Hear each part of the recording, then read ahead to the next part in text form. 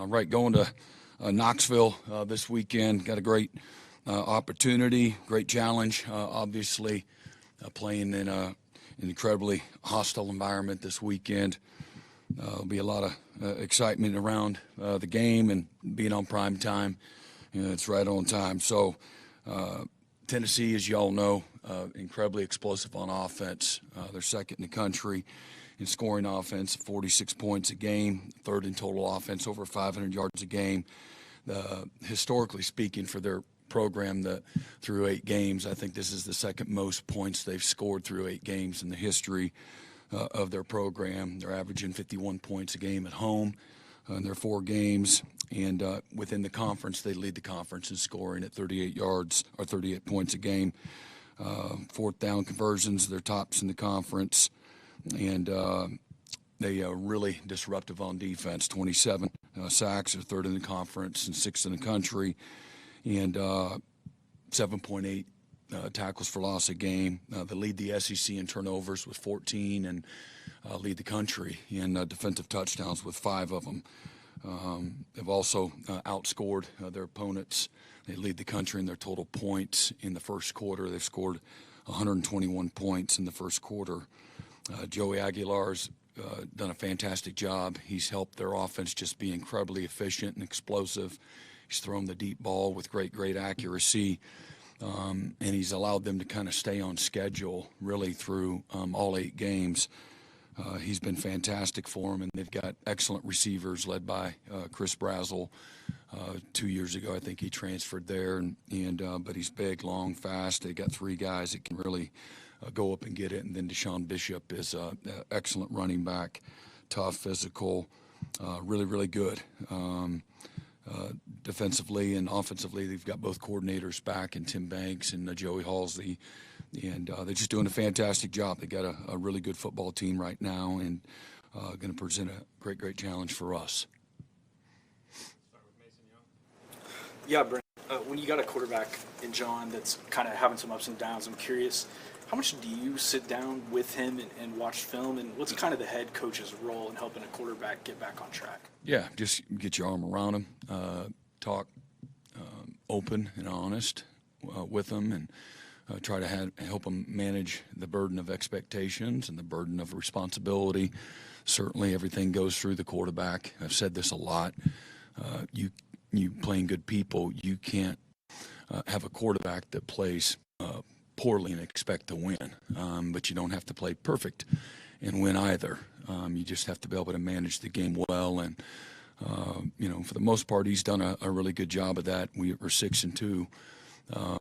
The success that we've had have been because he's done a great job of playing well at all the right times, and then again collectively around him, we gotta play better as well to help him. But you're always, I've talked to him from the beginning of the day to the end of the day when we cross paths, both here in the building and out on the practice field, and what the defense is doing, where the weak spots are, things of that nature. But my biggest role is in trying to support him and help him, manage the responsibility from a leadership standpoint. And I'm always talking with all of our players just about, the lens that you need to have from an offensive and defensive perspective at their, relative to their positions. Mm-hmm. Yeah, Brent, I heard you talking Sunday just about how unique Kendall Daniels' impact has been coming in as a transfer. How impressive has his continued development been, especially the last couple of weeks? Yeah, he's really accelerated, and you don't always see that. Maybe it's not as apparent to the naked eye, but it has been with him. His preparation and his detail, his passion, his energy, his physicality, and the fundamental things that he's getting better at have been things that have stood out, to us. And Coach Goodwin's done a great job helping him attack some areas that he needed to improve, and then he's made the decision to do that. He's a great practice player. Again, his teammates love him. He's really been prepared and ready for whatever we've asked him to do. He's been really good on special teams as well. So he's he's right on schedule for your last year. You should be playing your best ball your last year and continuing to improve as well as as a developmental game. Mm-hmm. Yeah, Brent, we got a big picture college football question for you. There's been an abnormal amount of quick trigger firings among head coaches this season at major programs, some in the SEC. You saw Oklahoma State, Penn State. I'm wondering, is that a result? Do you think it's a landscape and maybe less patience that programs have to build this thing up, or what do you maybe attribute to some of these mid-season firings, I guess? Yeah, and I'm not privy to the details of those individual cases, but yeah, this is an anxious time, exciting time, and an anxious time in college football. And there's never been as much disruption as there is today.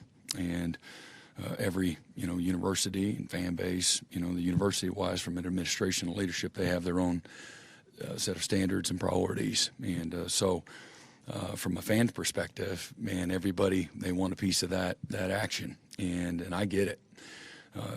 You see too many programs that have been able to have some success, immediately, and then there's been a lot of programs been disrupted that maybe have been used to a level of consistency that maybe they're not experiencing right now. So just an anxious time, a lot of emotion in the moment, and college football has never lacked for emotion and passion. And so I think you're seeing a little bit of that. But as far as those individual cases, I really don't have an opinion, only because I'm not privy to the information, on case by case. Mm-hmm. Yeah, following up on that, Brent, you personally, you're involved in this too. I mean, you're at a place that has high expectations. Yeah. What's your interaction with the guys who would make that decision, and what's my interaction? And what's going on in terms of their expectations and your status and all those things in the context of this crazy fever we seem to be in? Yeah, I mean, you'd have to maybe ask them. Otherwise, I have constant communication, great support, great guidance, great structures that are in place to help us be successful.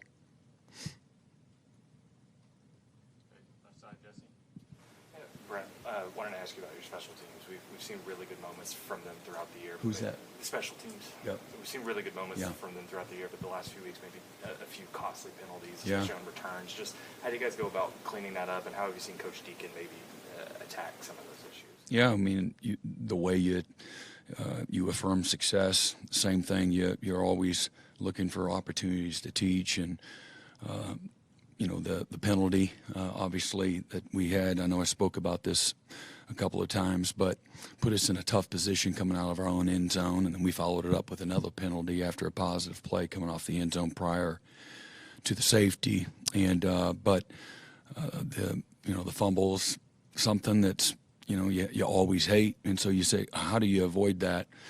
And Isaiah is doing a great job hanging on to the ball. The guy, just ripping and ripping and ripping at it. I look at, how did that guy get there, and whose man was that? That's what I look at, and that's something that we can control. And we can certainly control ball security as well. We emphasize that every day, and we costly, turned into 3 points there. Big opportunity to teach and learn, and we certainly did that. You hit it right head on and have great communication, great trust. You put the guys in the same position. We got, after the safety, we had a backed up kickoff, and they got a nice return, past our 50, that also set up another field goal. So there's a cumulative effect to the penalty, to the procedural issue when we're not lined up on the line of scrimmage after we got off the goal line, and then we get the safety, and then we kick off, and then we have a couple of young guys that got pinned, and they circled the kickoff team and had a nice return there that set up another field goal. So, you're looking at, an 8-point, issue at the end of the day. As a result of those special teams plays, with the fumble turning into 3 points. And really, we're going to get the ball at midfield and have a chance to score. We had tremendous momentum, had just taken the lead. And so really costly on both of those special teams, really 3 special teams miscues. And, to your point, we've been good, but there's been the penalties, man, we've got to eliminate those. And so there's a fundamental thing to all of it. We were actually misaligned.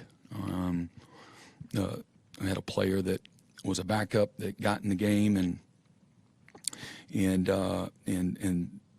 really was misaligned. Wasn't supposed to be over there, and so we double team a guy and we pull him to the ground, and that's how that happened. So you just got to hit it head on. I think if there's anything that's taken out of this last weekend, and this is not a last weekend thing, but it's I think for our guys through the failure and losing, that every single play in the game has magnitude. You don't know when those plays are. It's not always the 4th and 5 at the end of the game. That play's important too, but there's so many other plays, early in the game, middle of the game, that have tremendous magnitude. So everybody has a job to do. You need to be able to execute it at a really, really high level, because it all adds up. Everything matters. Mm-hmm. Brent, after the Auburn game, it didn't sound like you were worried about the way Cortland was going to bounce back and the way that he played against the Rebels. How important was that for him and for the secondary as you go against the Tennessee trio? Yeah, and they're not the only ones that are a part of it, but we had 10 PBUs in last weekend's game, and Cortland was excellent. He had a really good game, was physical, was coverage, technique, and fundamentals were really good. I always look at, the alignments and how we start the play from a positioning and a leverage standpoint. Where are we at? Are we in a great position or not? Because if you're going to win late, you typically need to win early within the down. And he was as consistent, probably the most consistent guy that we had, but plays really strong through the end of the play when you're talking about defending the pass. And so he was really good. And there's, again, Robert, we had the double move into the boundary that they got. We had a zone concept that we're supposed to push our coverage, and we didn't. And they hit one late over the middle, which we had been pretty good all day in that regard. The first drive, we were late getting there, closing the middle of the field, and they hit a 25, 28-yarder that they tried the first play of the second half, and we defended very well, almost had a safety on the play. And then they ran a little flood concept to one of the sidelines that we have 3 defenders, and the second-level defenders just got to sink a little further. I think they dumped it over his head for about a 30-yarder on the sideline there. But otherwise, the secondaries, there's a lot of good things to build on.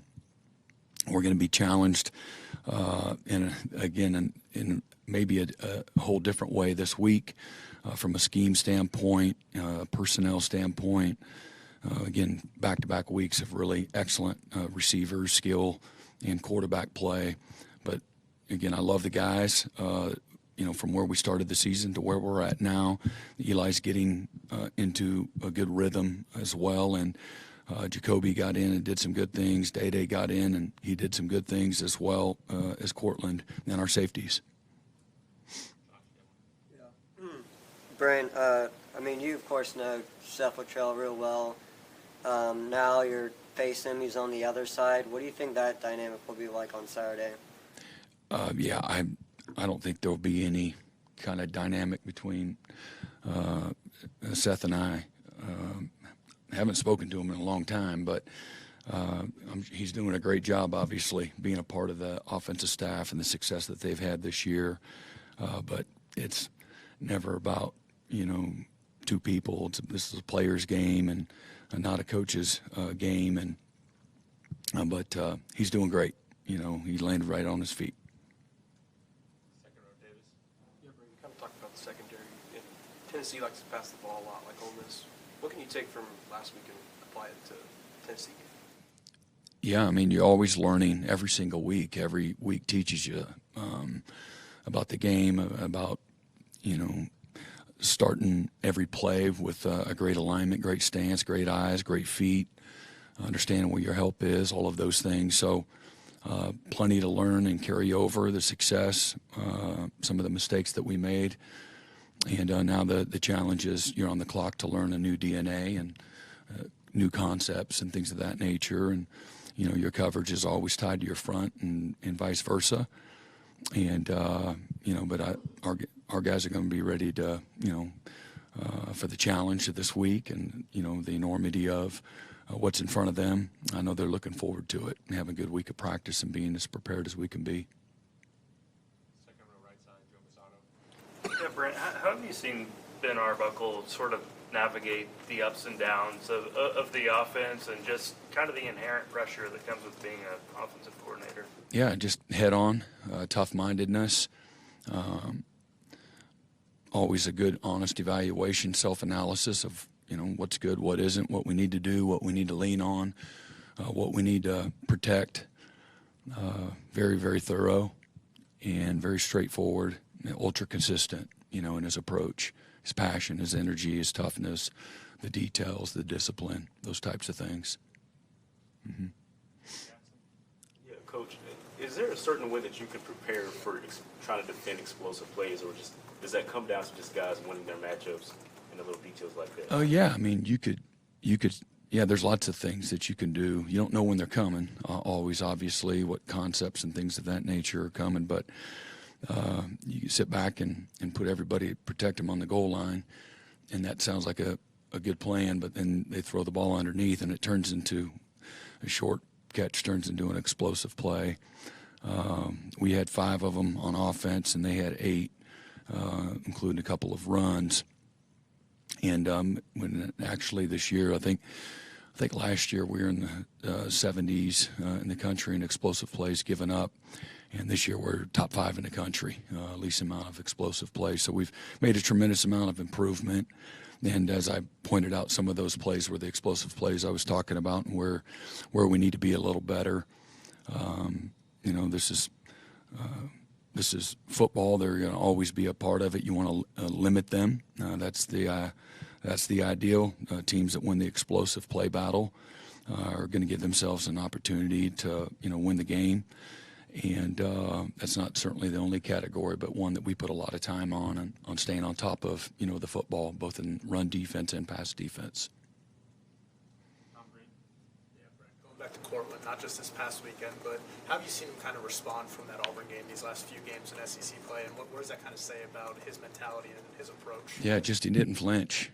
He took responsibility. Certainly was disappointed, but he didn't waste the pain, the suffering, the moment of failure. Didn't waste it. He took full advantage to get better, looked it right in the eye, took responsibility, corrected the mistakes, received the coaching, looked his teammates in their eyes and said, man, that's on me. I'm going to get better. And so just making a decision that he's going to fight back. And I'm not surprised at all. That's exactly who we thought we recruited. And he's been fantastic.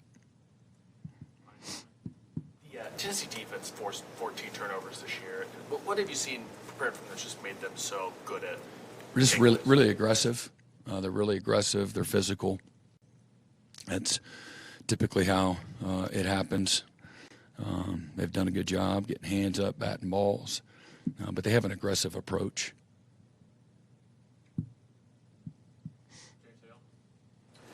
Brent, the attention to detail this weekend, especially with Josh. You know Josh really well, but his offense with the chunk plays, all 3 receivers over 30 yards and things like that. You can't have the offsides on defense and things like that. So talk about the attention to details. Let me write that one down, James.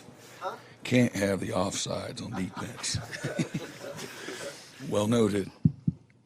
But talk about Josh and his involvement, because it seems like he's really evolved as an offensive coordinator. Yeah, he's really good. He's got great instincts. He understands his personnel. He understands defense as much as he understands offense, probably even more. And he's done a good job of putting a team together on the offensive side of the ball. And he's got an aggressive approach. And even from last season, structurally and what they do, there's been some evolvement. So I think, if anything, if you ask kind of a broad and an immediate moment question, I would say just kind of the outside looking in, watching him over, through the years in different places, that he's always evolved, and he's on to the next best thing for what his team needs. Where maybe they lacked from a previous season, he's worked hard to attack it and try to make those areas, better, things that he can influence. So whether that's personnel or it's scheme or it's a pace, but he's well attuned to what they want to do, as a play caller. You can tell he's played the game, how he wants it to go, over and over and over as he calls the game. So just done a fantastic job. Anything else? All right, y'all have a great day.